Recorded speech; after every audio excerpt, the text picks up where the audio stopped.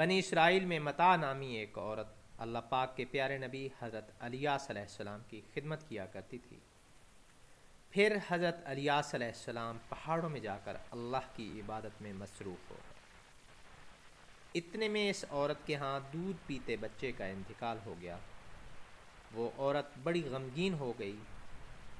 آخر کار حضرت الیاس علیہ السلام کی تلاش میں نکل کھڑی ہوئی اور پہاڑوں میں گھومتی رہی اور حضرت الیاس علیہ السلام کو ڈھونڈتی رہی، یہاں تک کہ ایک دن حضرت الیاس علیہ السلام کو پا لیا۔ عرض گزار ہوئی، میرے بیٹے کا انتقال ہو گیا ہے اور میری اور کوئی اولاد نہیں ہے، آپ رب تعالیٰ سے دعا کیجئے کہ وہ میرے بیٹے کو زندہ کر دے اور میری مصیبت کو ٹال دے۔ میں نے اسے ایک کپڑے میں لپیٹ کر رکھا ہے اور ابھی تک دفن نہیں کیا۔ حضرت الیاس علیہ السلام نے فرمایا، اللہ کی جانب سے مجھے جس بات کا حکم ملتا ہے میں وہی کرتا ہوں، اور تمہارے بیٹے کے لیے دعا کا مجھے حکم نہیں ملا۔ یہ سن کر وہ ممتا کی ماری بہت زیادہ رونے لگی اور گڑ گڑانے لگی۔ یہ دیکھ کر حضرت الیاس علیہ السلام نے اس عورت سے فرمایا، تمہارا بیٹا کب مرا تھا؟ اس نے کہا 7 دن ہوئے ہیں۔ حضرت الیاس علیہ السلام اس عورت کے ساتھ چل دیے۔ 7 دن تک چلنے کے بعد اس عورت کے گھر پہنچے۔ بچے کے انتقال کو اب 14 دن گزر چکے تھے۔ اللہ کے پیارے نبی حضرت الیاس علیہ السلام نے وضو کیا، پھر نماز پڑھی اور اللہ کریم کی بارگاہ میں دعا کی تو دعا کی برکت ظاہر ہوئی اور بچہ دیکھتے ہی دیکھتے زندہ ہو کر بیٹھ گیا۔ حضرت الیاس علیہ السلام یہ دیکھ کر واپس پہاڑوں میں تشریف لے گئے۔ پیارے بھائیوں، حضرت الیاس علیہ السلام کی دعا کی برکت سے زندگی پانے والا یہ بچہ اللہ کریم کے پیارے نبی اور رسول حضرت یونس علیہ السلام ہے۔ حضرت یونس علیہ السلام حضرت یعقوب علیہ السلام کے بیٹے حضرت بنیامین کی اولاد میں سے ہیں۔ اپنی والدہ کی جانب نسبت سے 2 ہی نبی مشہور ہیں، ایک حضرت عیسیٰ بن مریم اور دوسرے حضرت یونس بن متا۔ ایک قول کے مطابق متا آپ کے والد کا نام ہے۔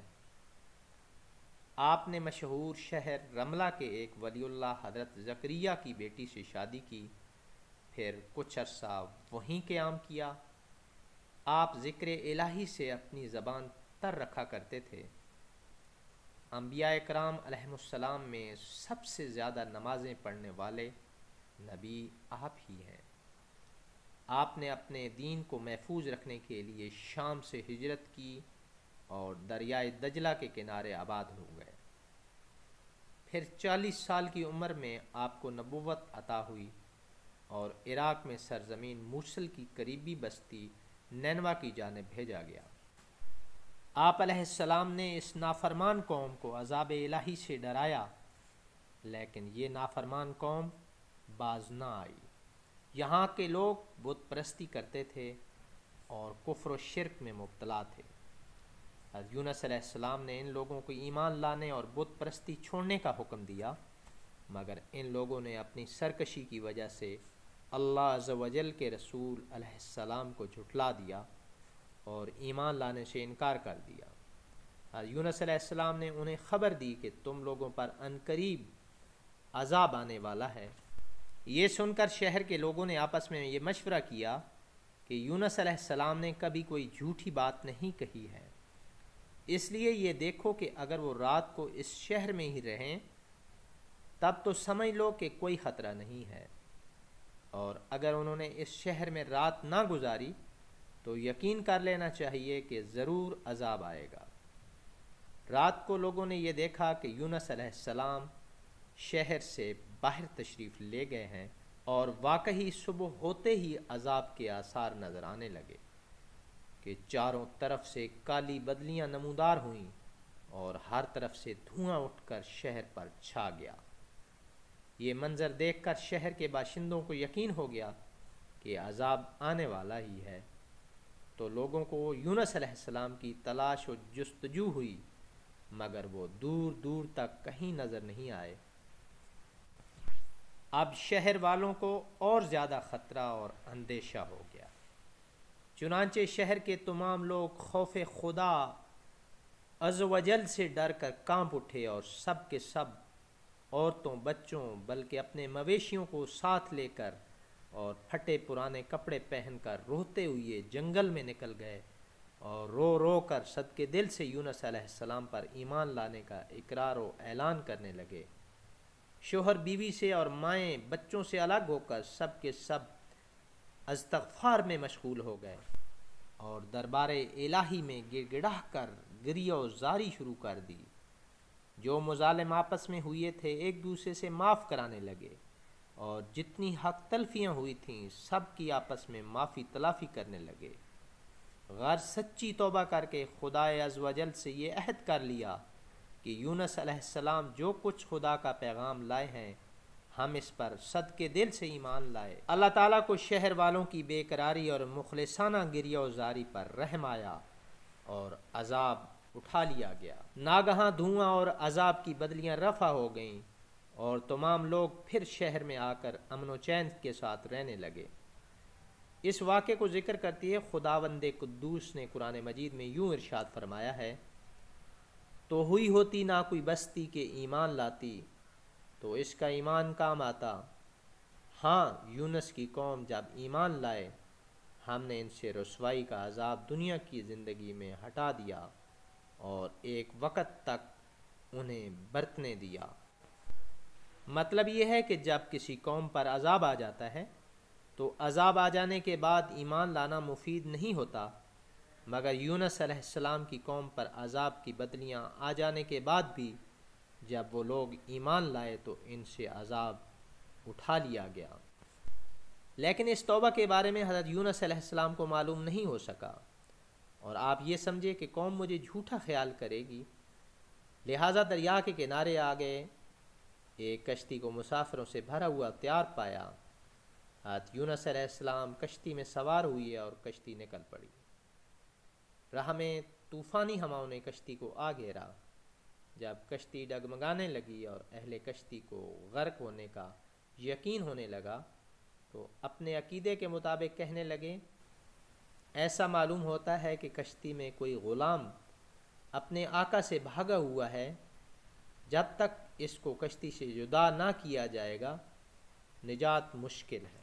यूनुस अलैहिस्सलाम ने सुना तो इसको महसूस हुआ कि अल्लाह ताला को मेरा नैनवा से वही का इंतज़ार किए बग़ैर इस तरह चला आना पसंद नहीं आया और ये मेरी आजमाइश के आसार हैं।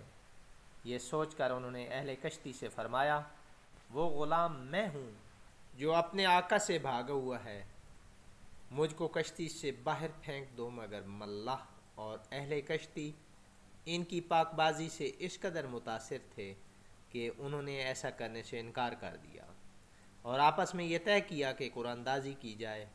चुनांचे 3 मरतबा कुरानदाजी की गई और हर मरतबा हज़रत यूनुस अलैहिस्सलाम पे कोड़ा निकला। तब मजबूर होकर उन्होंने यूनुस अलैहिस्सलाम को दरिया में डाल दिया या वो ख़ुद दरिया में कूद गए। इसी वक्त अल्लाह पाक के हुक्म से इनको मछली ने निगल लिया। मछली को हुक्म था कि सिर्फ निगल लेने की इजाज़त है, यूनुस तेरी गज़ा नहीं है, इसके जिस्म को तकलीफ़ ना पहुँचे। यूनुस अलैहिस्सलाम ने जब मछली के पेट में ख़ुद को ज़िंदा पाया तो दरगाह इलाही में अपनी नदामत का इजहार किया, क्योंकि वो वही इलाही का इंतज़ार किए बग़ैर और अल्लाह ताला से इजाज़त लिए बग़ैर उम्मत से नाराज़ होकर नैनवा से निकल आए और अफ़ो तकसीर के लिए इस तरह दुआ गो हुए, इलाही तेरे सिवा कोई माबूद नहीं, तू ही यकदा है, मैं तेरी पाकी बयान करता हूँ, बलाशुबा मैं अपने नफ्स पर ख़ुद ही जुल्म करने वाला हूँ। अल्लाह पाक ने यूनुस अलैहिस्सलाम की दर्द भरी आवाज़ को सुना और कबूल फरमाया। मछली को हुक्म हुआ कि यूनुस जो तेरे पास मेरी अमानत है उसे उगल दे। चुनांचे मछली ने साहिल पर यूनुस अलैहिस्सलाम को उगल दिया। हज़रत अब्दुल्ला बिन मसूद रज़ी अल्लाह ताला अन्हु फरमाते हैं कि मछली के पेट में रहने की वजह से इनका जिस्म ऐसा हो गया था जैसे किसी परिंदा का पैदाशुदा बच्चा कि जिसका जिस्म बेहद नरम होता है और जिस्म पर बाल तक नहीं होते। غرض یونس علیہ السلام بہت کمزور و ناتواں حالت میں خشکی پر ڈال دیے گئے۔ اس کے بعد اللہ پاک نے ان کے لیے ایک بیلدار درخت اگا دیا جس کے سایہ میں وہ ایک جھونپڑی بنا کر رہنے لگے۔ چند دن کے بعد ایسا ہوا کہ حکم خدا سے اس بیل کی جڑ کو کیڑا لگ گیا اور اس نے جڑ کو کاٹ ڈالا۔ جب بیل سوکھنے لگی تو یونس علیہ السلام کو بہت غم ہوا۔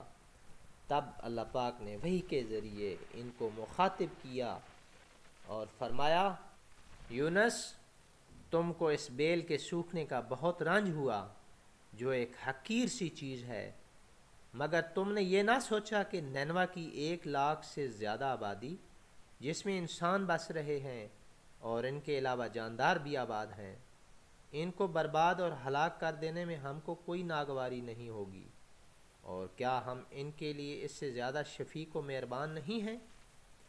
جتنا کہ تجھ کو اس بیل کے ساتھ انس ہے جو تم وحی کا انتظار کیے بغیر قوم کو بد دعا کر کے ان کے درمیان سے نکل آئے۔ ایک نبی کی شان کے لیے یہ نامناسب ہے کہ وہ قوم کے حق میں عذاب کی بد دعا کرے اور نفرت کے ساتھ ان سے جدا ہونے میں ایسی جلد بازی اختیار کرے کہ وحی کا بھی انتظار باقی نہ رہے۔ بہرحال حضرت یونس علیہ السلام کو اب دوبارہ حکم ہوا کہ وہ نینوا جائیں اور قوم میں رہ کر ان کی رہنمائی فرمائیں تاکہ خدا کی اس قدر کثیر مخلوق ان کے فیض سے محروم نہ رہے۔ چنانچہ یونس علیہ السلام نے اس حکم پہ عمل کیا اور نینوا میں واپس تشریف لے آئے۔ قوم نے جب ان کو دیکھا تو بے حد مسرت و خوشی کا اظہار کیا اور ان کی رہنمائی میں دین و دنیا کی کامرانی حاصل کرتی رہی۔ شاہ عبد القادر نور اللہ مرکدہ فرماتے ہیں کہ یونس علیہ السلام کی وفات اسی شہر میں ہوئی جس کی جانب وہ مبعوث ہوئے، یعنی نینوا میں، اور وہیں ان کی قبر ہے۔ ناظرین، اگر آپ کو میری یہ ویڈیو اچھی لگی ہو تو اس کو لائک کریں اور اپنے دوستوں کے ساتھ شیئر ضرور کریں۔ والسلام علیکم ورحمۃ اللہ وبرکاتہ۔